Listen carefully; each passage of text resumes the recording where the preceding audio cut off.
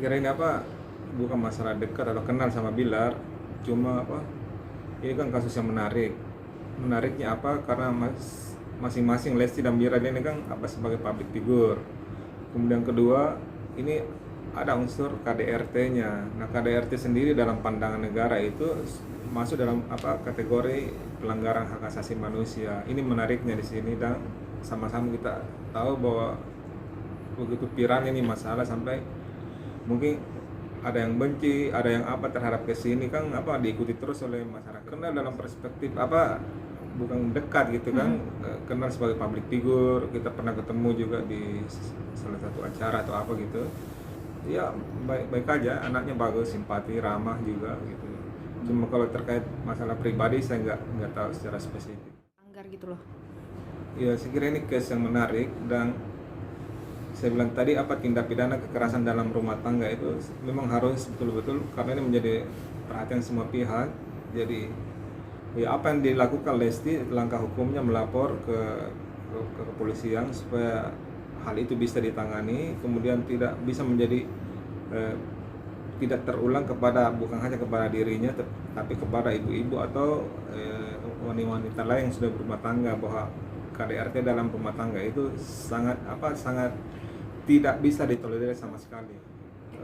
Kalau terkait kekerasan dalam rumah tangga kan ada 4 faktor, ada 4 variabel. Pertama, KDRT itu kekerasan secara fisik. Rizky Bilar ini kan udah melanggar karena hasil yang viral itu di media, kemudian ada bukti visum, dia membanting, mencekik, ada lebam apa segala macam, itu ada kekerasan fisik di sini. Kemudian faktor kedua kekerasan psikis. Psikis ini kan kena ke jiwa, bisa jadi trauma si Lestinya gitu. Ini juga kayaknya kena karena mungkin ada kata-kata yang tidak pantas diucapkan oleh suami kepada istrinya. Kemudian ketiga kekerasan seksual. Ini saya kira nggak ada. Kemudian penelantaran rumah tangga. Ini kan ada 4 faktor. Satu tindak pidana dikategorikan pelanggaran kekerasan dalam rumah tangga karena ada pelanggaran, ada kekerasan secara fisik, secara psikis, seksual, dan penelantaran rumah tangga.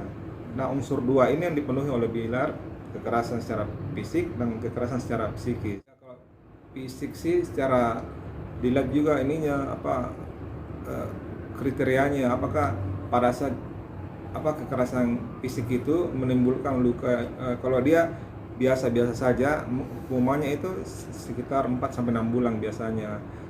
Kalau sampai si istrinya yang dikerasi ini mungkin sakit, tidak bisa melakukan aktivitas, itu maksimal 5 tahun gitu. Tapi kemudian berkembang kalau dia mungkin ada luka berat, mungkin cacat atau meninggal dunia, itu sampai 15 tahun ancaman hukumannya.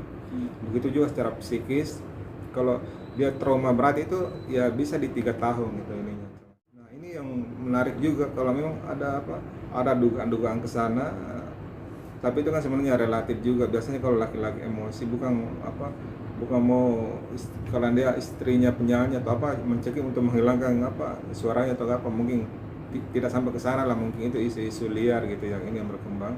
Tapi faktanya bahwa ada kekerasan terhadap secara fisik itu yang terjadi, mungkin karena saking jengkelnya si Bilar ini sampai mencekik gitu.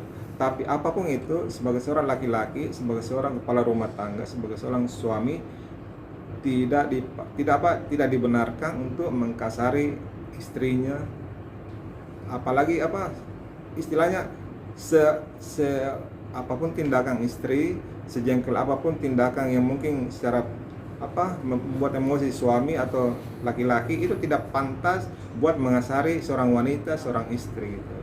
Tidak ada kompromi sama sekali terhadap kekerasan. Nanti kalau olah TKP memang biasanya masing-masing pihak ada gitu, pelapor dan terlapornya ada, supaya tindak pidana yang disangkakan menjadi terang benderang. Tapi kalaupun nggak bisa kan ada biasa peran pengganti gitu. Tapi minimal kalau ada pelakunya, salah satunya, minimal bahwa apa yang diomongkan si Lesti, kemudian diverifikasi oleh si Bilar itu benar apa tidak sih ininya dalam olah TKP itu gitu. Jadi kalau hadir masing-masing lebih bagus supaya kelihatan versi yang mana yang benar. Bisa aja dipertemukan. Cuma kondisinya gini, kalau dalam perspektif kekerasan dalam rumah tangga biasanya itu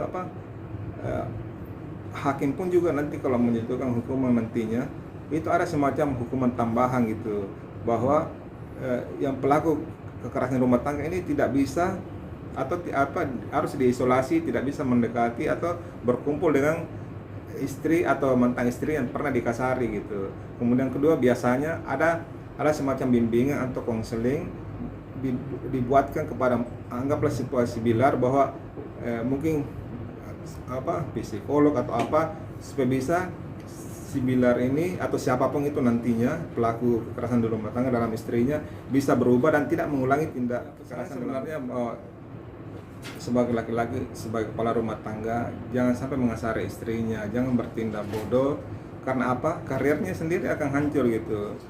Karena sebagai public figure, otomatis institusi yang terkait, misalnya dalam hal ini KPI, itu kan melarang aktivitas public figure yang melakukan pelanggaran, dugaan pelanggaran KDRT untuk tampil di publik atau di TV gitu. Dan saya sependapat hal ini, karena jangan sampai public figure itu menjadi contoh yang kurang baik buat pemirsa, buat penonton, buat masyarakat Indonesia. Kok melakukan KDRT tapi masih warawiri di TV gitu. Jadi berhati-hatilah dalam bertindak, berhati-hatilah dalam bertutur, bahwasanya semua itu sudah diatur dalam undang-undang, ada risikonya.